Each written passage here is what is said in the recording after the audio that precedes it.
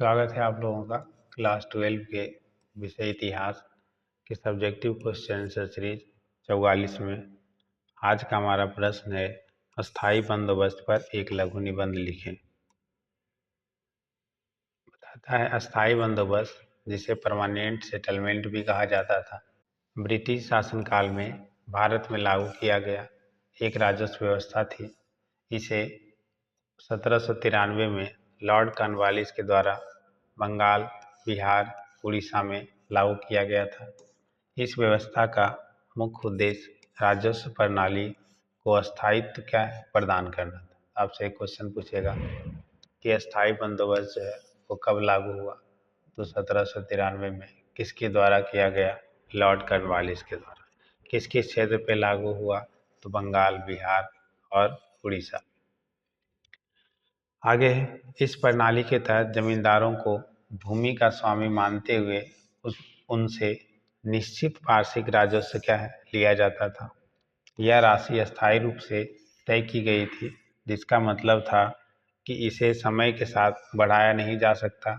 बदले में जमींदारों को किसानों से राजस्व वसूलने का अधिकार दिया गया।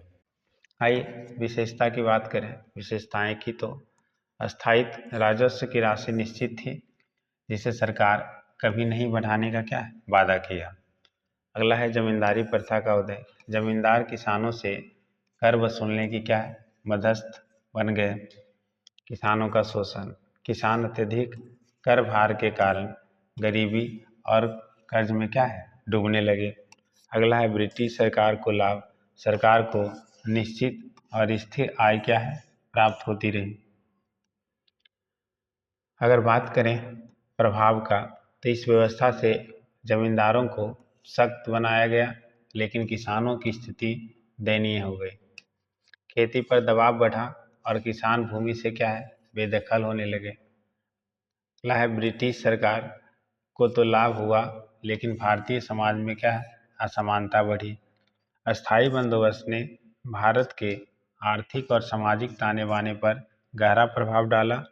यह किसानों के शोषण और ब्रिटिश सत्ता को सुदृढ़ीकरण का एक बड़ा कारण बना। हालांकि यह व्यवस्था बाद में अन्य क्षेत्रों में सफल नहीं रही, क्योंकि इसकी खामियां स्पष्ट रूप से उभर कर सामने आई। तो उम्मीद करते हैं आपको वीडियो अच्छा लगा तो हमारे चैनल को लाइक एंड सब्सक्राइब कर धन्यवाद।